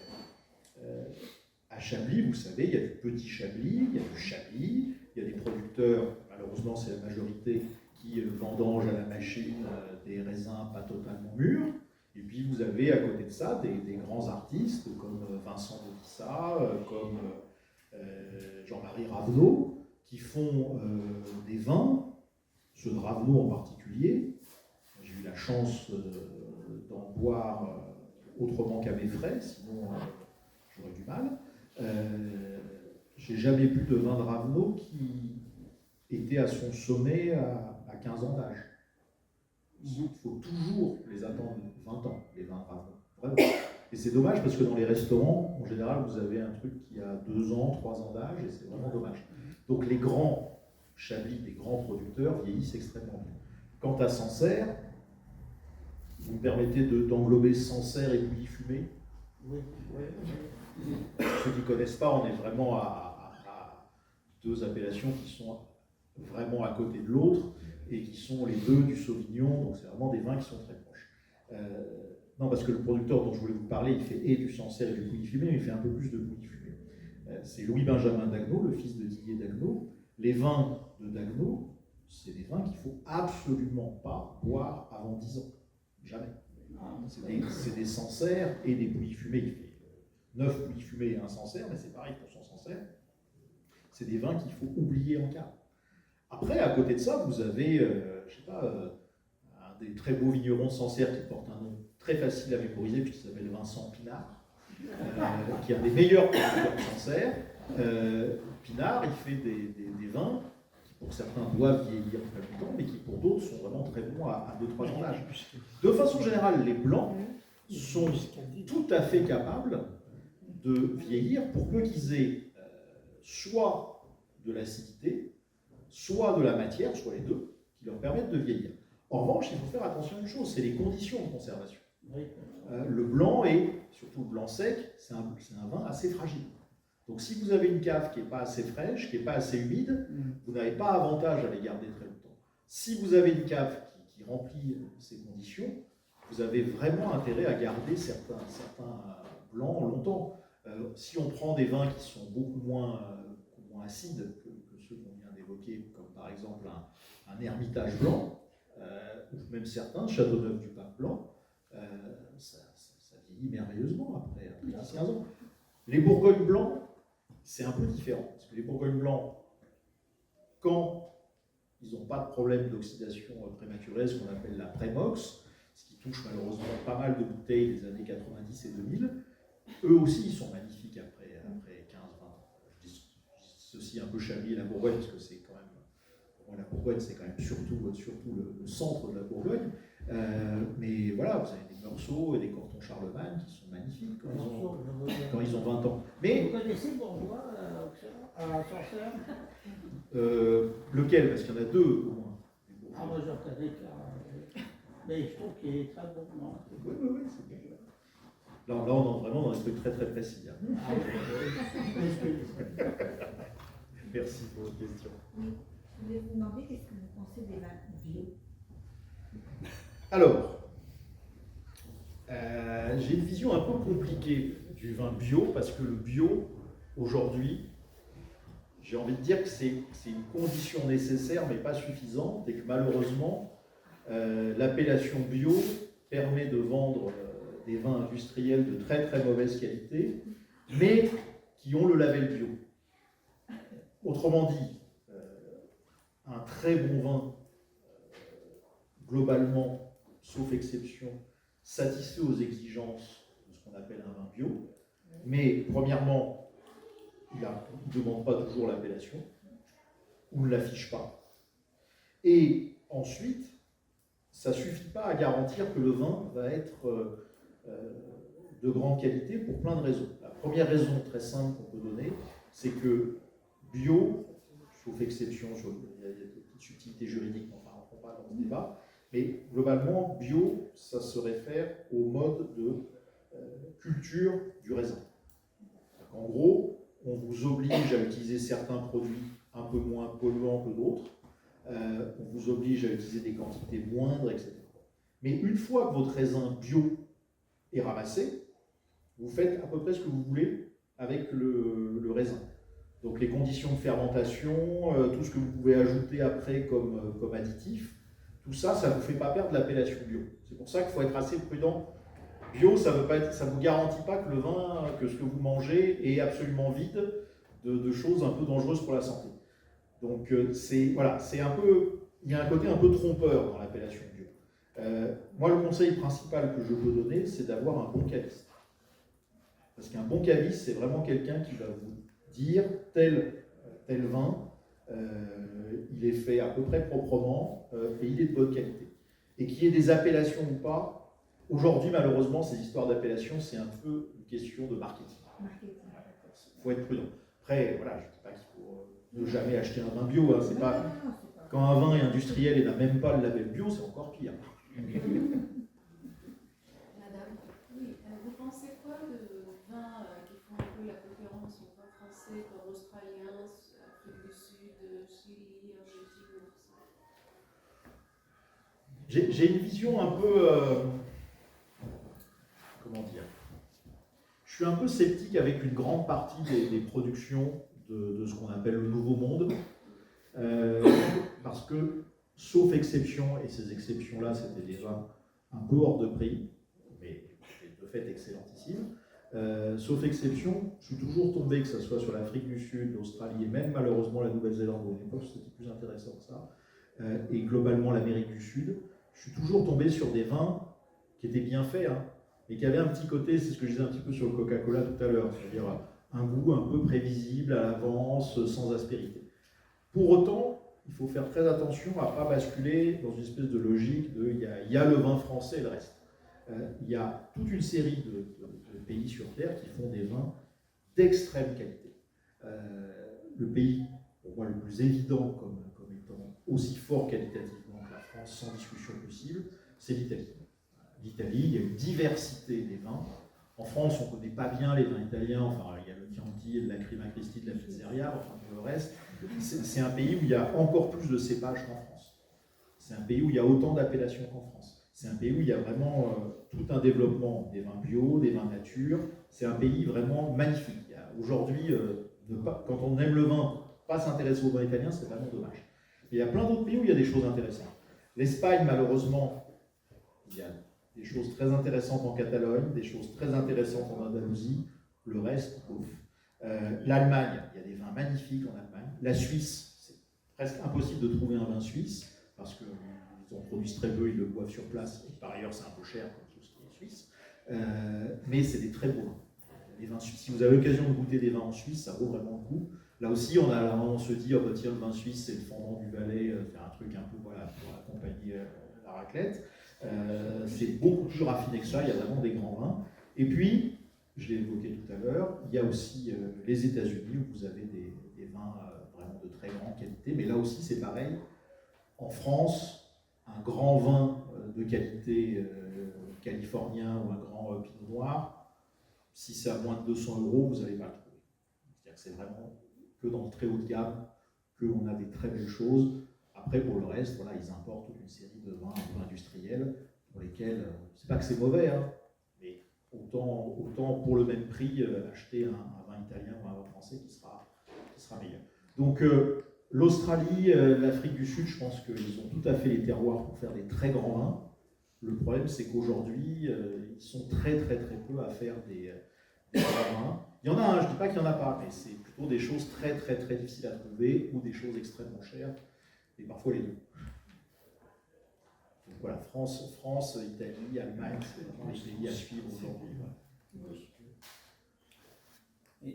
Il y a un seuil de prix en dessous duquel vraiment c'est plus du vin? Au sens juridique, non, il n'y a pas de seuil, mais en revanche, au sens sur esthétique, le oui. plan gustatif quand même. Alors ça, c'est une chose qui a pas mal évolué ces dernières années. C'est-à-dire que pendant longtemps, on trouvait encore des vins intéressants. Je ne dis pas des grands vins, mais des vins intéressants à moins de 6 €. Ça existait encore il n'y a pas si longtemps. Dans le Muscadet, dans le Beaujolais, il y avait... Faut vraiment connaître, non? Voilà. Je ne dis pas qu'il y en avait des kilomètres, je dis qu'on en trouvait. Aujourd'hui, en pratique, on en trouve. Aujourd'hui, à moins de 8 €, on prend des risques quand même. Je pense qu'il est, là aussi, je ne sais pas, j'ai pas de caviste dans ma famille, hein, donc je ne leur fais pas de la publicité pour des raisons intéressées, mais là aussi, c'est très important de discuter avec un caviste, parce qu'un caviste, il a toujours, c'est un bon caviste, il a toujours des trucs remarquables à moins de 10 €. Mais il n'y a que lui qui peut les trouver, parce que vous n'allez pas les trouver par hasard. Et dans les supermarchés, un vin à moins de 10 €, il y a un gros risque que ça soit vraiment pas du tout un bon vin. Je pense que le seuil, oui, aujourd'hui, c'est 8 €. Moins de 8 €, c'est un peu risqué. Surtout que on parlait de la bière, on peut citer le cidre, on peut citer le poiré. Il y a toute une série de boissons. On ne parle que de boissons alcoolisées, il y a des boissons non alcoolisées qui sont remarquables aussi. Le thé, par exemple. Moi, je suis un grand buveur de thé, je suis un grand fan de thé. Si vous regardez le prix au litre d'un grand thé, au litre, non. Non, parce que vous achetez 100 grammes et avec ça, vous allez faire 40 théières. Donc, le prix au litre, c'est rien. Même si vous achetez un thé qui vaut, déjà un thé cher, un thé à 40 € les 100 grammes, c'est cher. Hein. Enfin, avec 40 €, une bouteille de vin, il y en a beaucoup qui sont plus chères. Et vous ne faites pas 75 centilitres avec 100 grammes de thé sec. Vous faites, je sais pas, je fais le calcul de tête, mais enfin, vous faites une vingtaine, trentaine au moins de théières, je pense plus. Donc, le thé n'est pas très cher. Je ne prends pas des thés à 300, il y a quelques thés à 300, 400 € les 100 grammes, c'est autre chose. Mais ce que je veux dire, c'est qu'il y a plein de boissons extrêmement intéressantes qui sont compétitives dans la zone des produits à moins de 10 euros. Donc c'est pour ça que plutôt qu'un vin vraiment pas cher, vaut mieux essayer, enfin, disons à 8 euros, vaut mieux acheter un cidre, il y a de bonnes chances qu'il soit remarquable, ou acheter une bière, parce que 8 euros le litre, enfin, une bière à 8 euros les 75 centilitres, c'est souvent des bières pas mal, quoi. Ouais, c'est vraiment pas mal. Voilà. Non, mais ce que je veux dire, c'est que, et après, si on parle d'un panier, enfin, d'un prix moyen, pas un panier, un prix moyen pour vraiment être sûr d'acheter un bon vin, là, on ne peut pas vous répondre parce que vous avez toute une série de vins parfaitement dégueulasses qui sont à presque 100 euros. Tout à fait. Et ça, c'est un vrai problème. C'est-à-dire que quand vous avez une appellation très prestigieuse, j'évoquais tout à l'heure la Côte Rôtie, j'évoquais tout à l'heure les Grands Bourgognes, vous pouvez trouver des Cortons Charlemagne absolument infects à 80 euros dans des foires au vin au supermarché avec vraiment des fins de cube, des trucs, c'est bon. On peut parler aussi du champagne où il y a certains champagnes, franchement, qui sont vendus à 30 euros et qui ne valent pas le. Ah, mais même pas le verre dans lequel ils sont. le champagne, c'est vraiment un truc pour lequel ça vaut le coup de prendre le temps de s'informer. Parce que vous avez aujourd'hui sur le marché français à la fois des champagnes de grande qualité, mais de très grande qualité, à moins de 20 euros, en particulier si vous allez dans la côte des Bars, dans la partie vraiment tout au sud du vignoble champenois. Donc là, vous avez des vins de grande qualité qui valent parfois 18 euros à la propriété.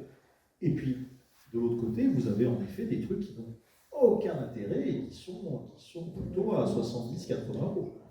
C'est effarant. Le champagne, il faut vraiment travailler. C'est-à-dire que se renseigner en matière de champagne, ça vaut vraiment le coup parce que si on est un buveur très ponctuel de champagne et qu'on est prêt à mettre de l'argent, on peut vraiment boire des choses grandissimes comme boire des choses infectes pour la même somme d'argent, et cette somme d'argent va être élevée.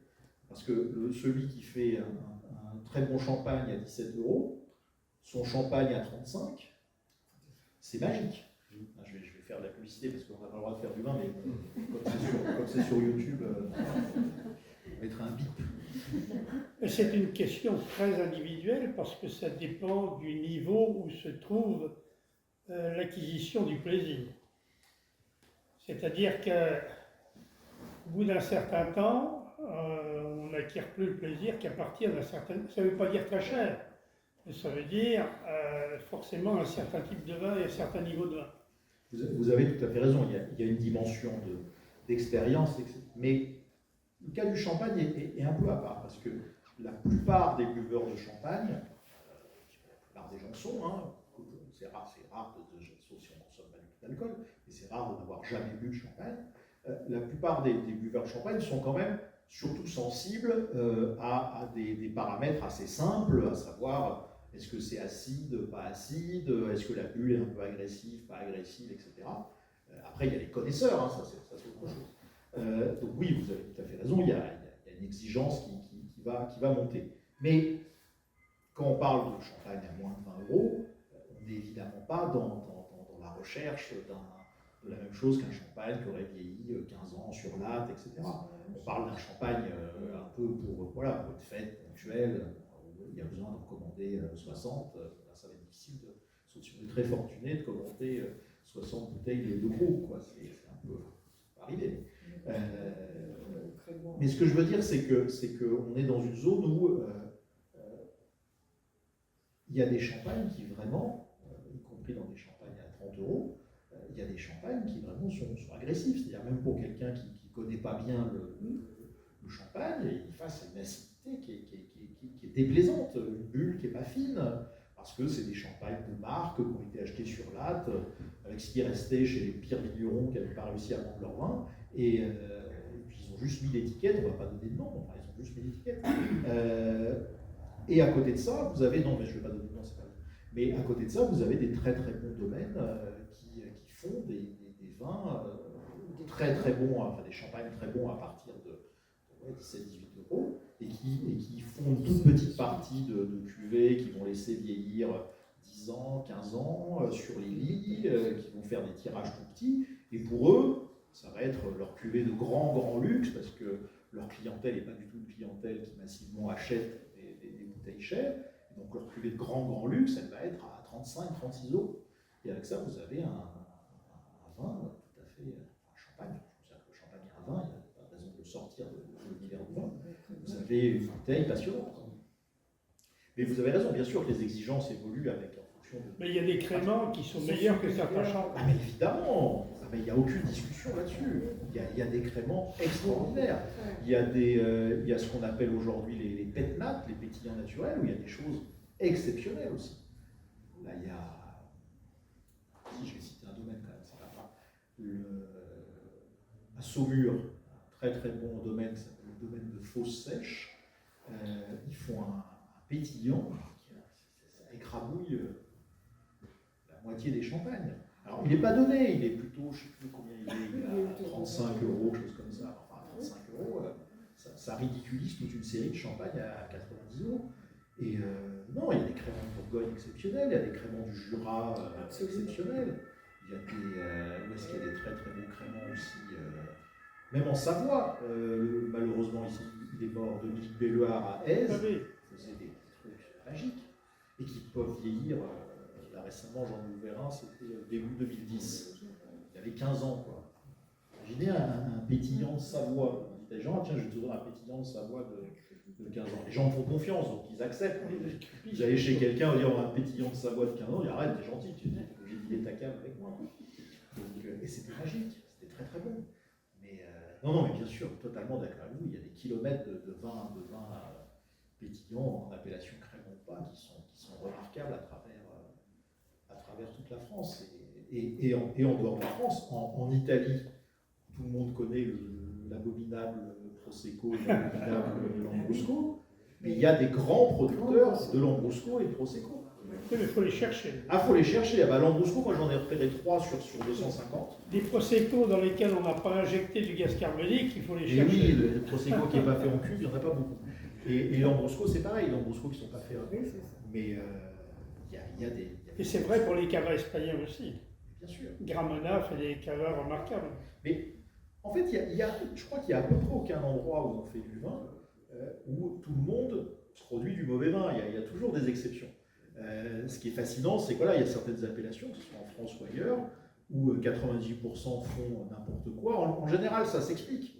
Ça s'explique par le fait que le n'importe quoi se vend quand même. Donc pourquoi faire un effort?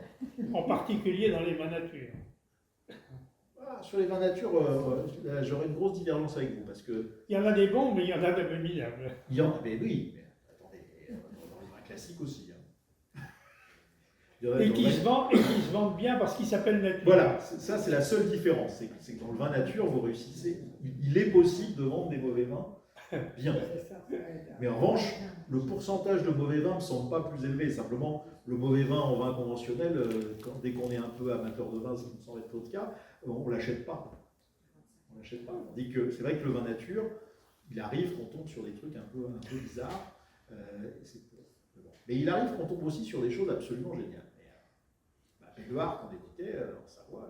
Ouais, ça permet aux vignerons qui a des brettes d'écouler sa production. Oui, mais bon. Faut qu'à côté de ça, il puisse faire autre chose que simplement avoir des brettes. Il faut aussi que son vignoble satisfasse quelques caractéristiques, qu'il n'ait pas trop de soufre non plus. Enfin, bref. Mais vous avez raison, mais c'est d'ailleurs en train de changer. Hein. L'univers du vin nature est pas mal en train d'évoluer. La mode du vin qui était intéressant parce qu'il était mauvais est en train de quand même refluer largement. Il y a une vraie prise de conscience chez les fans de vin nature et chez les cavistes encore plus. Il y a une vraie prise de conscience de l'intérêt d'avoir des vins qui sont des vins droits, etc. C'est en train de changer beaucoup l'univers du vin nature, qui ne représente rien. Il ne faut jamais perdre de vue ça. Le vin nature, ça fait couler beaucoup plus d'encre que d'hectolitres qui sont produits. Hein. On n'est même pas à 2% de la production française, c'est dérisoire. Mais je sais pas pourquoi, on en parle beaucoup.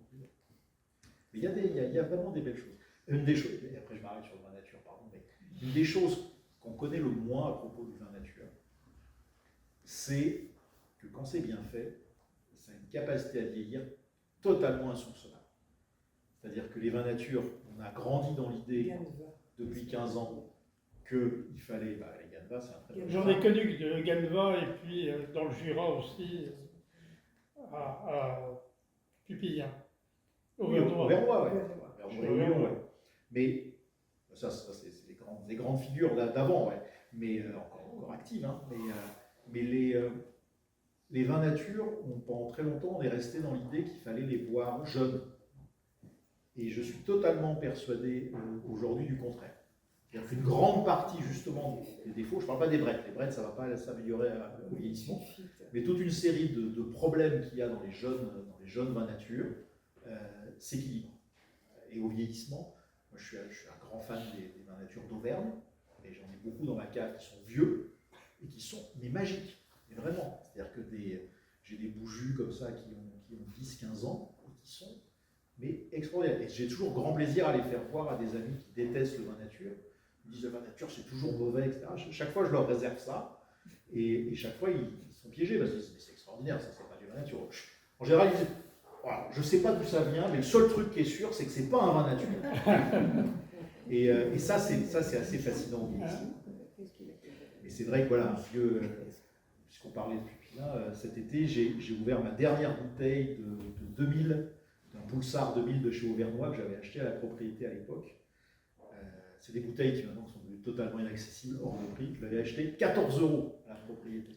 Et à l'époque, Auvernois m'avait dit ah bah vous êtes bien sympa de me prendre un peu de Pulsar parce que les gens ils m'achètent pas mon rouge, ils veulent que mon blanc. Vous pouvez multiplier par 20. Je sais.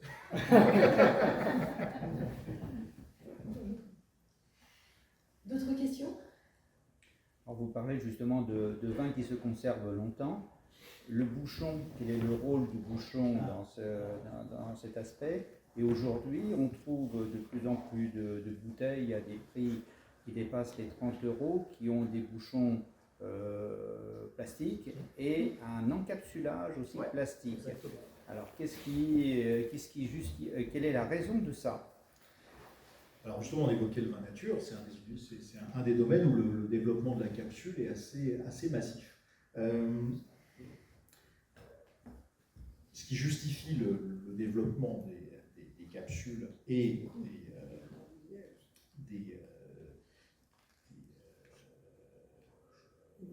non mais je réfléchis j'essaie dans ma tête, je cherchais le nom spécifique, parce qu'il y a la capsule type capsule de bière, et puis il y a aussi le bouchage un peu, où ça s'ouvre en tournant, quoi.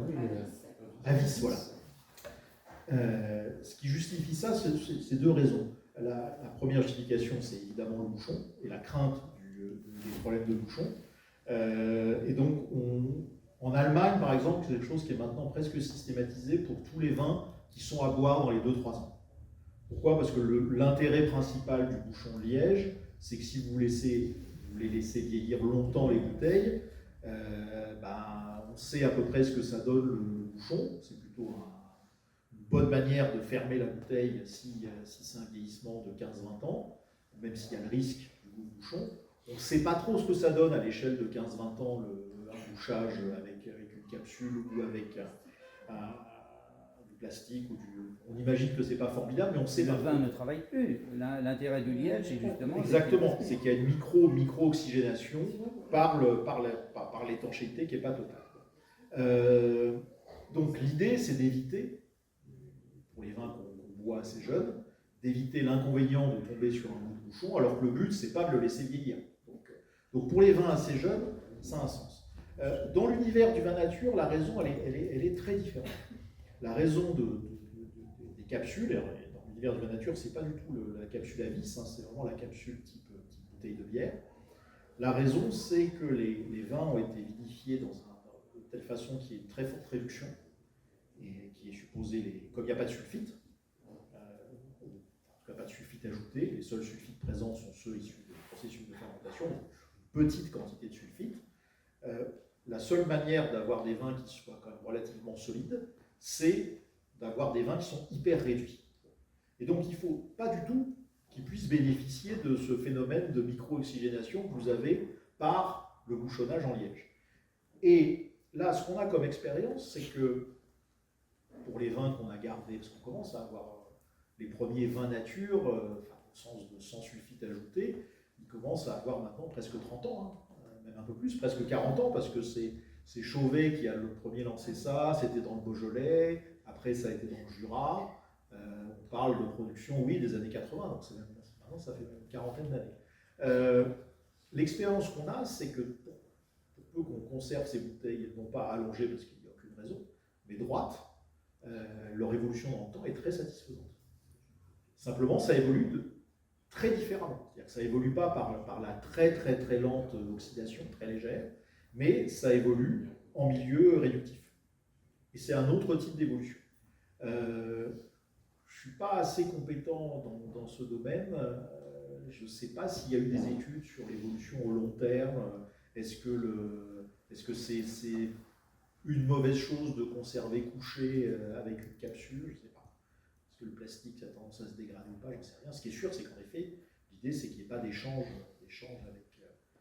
Cela dit, l'échange avec l'extérieur, il y a un vin qu'on a évoqué tout à l'heure et pour lequel l'échange avec l'extérieur est très très très modeste, sauf le très long vieillissement, c'est le champagne et les créments. Parce que la pression fait que vous avez un échange, par définition, très très très diminué. Il n'y a que quand vous prenez un champagne qui a été mis en bouteille il y a 20 ans, 30 ans, où là on voit qu'en effet le bouchon a fini par se resserrer un peu et il y a moins de bulles dans la bouteille.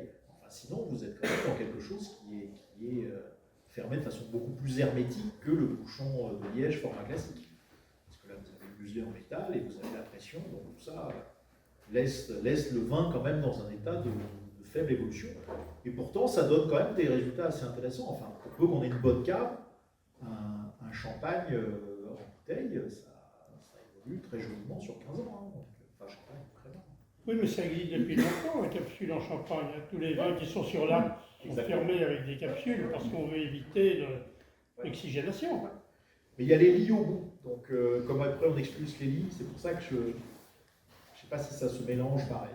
Mais je pense qu'il n'y a pas de problème. Enfin, j'imagine qu'en réalité, il n'y a pas de problème. Mais en Allemagne, on a fait des études sur des vins à vis, bouchons à vis, conservés longtemps, volontairement. Oui. Voilà. Et on a retrouvé des goûts, parce qu'il y a des goûts de plastique. Ah, c'est ça. Parce ça arrive. que c'est le plastique qui est au fond de la vis métallique qui fait le joint. Et donc, au-delà de 6-7 ans, on prend des bouts de plastique. C'est ça. Donc, c'est à n'utiliser que pour des vins blancs dans les vins à 3 gorge, ans. Eh ben, on va s'arrêter là. Est-ce qu'on peut terminer par les traitements, notamment en Champagne? On dit que c'est au niveau de la réglementation, c'est dans cette région que les traitements sur la vigne et sur la vinification sont les plus importants. J'ai entendu 14 traitements en Champagne, alors que les autres régions ne sont pas autorisées à avoir autant. Non, bah, la Champagne a en effet cette mauvaise réputation d'être un vignoble extrêmement pollué. Ça s'explique quand même, à la décharge des champenois, ça s'explique par la position géographique du vignoble, qui est quand même très septentrionale. Donc, c'est pas facile de faire du vin en Champagne. Il fallait un peu plus qu'il y a 20 ans. Mais c'est moins vrai maintenant avec le changement climatique. Exactement, c'est moins vrai maintenant. Mais oui, c'est la région de France où il y a, on parlait du bio, c'est la région de France où il y a le moins de vignerons certifiés bio aussi. Hein. Mais c'est compliqué. Hein. Si vous faites du vin au bord de la Méditerranée, en Provence, à Bandol, vous avez besoin de beaucoup moins de traitements que si vous faites du vin en Sologne. Hein. C'est comme ça. Ça, on ne peut pas. Donc la Champagne, par définition, il y a un peu plus de traitement. Est-ce que c'est embêtant? Oui. Est-ce qu'il faut qu'on finisse la session? Oui. Merci vraiment. Merci à vous.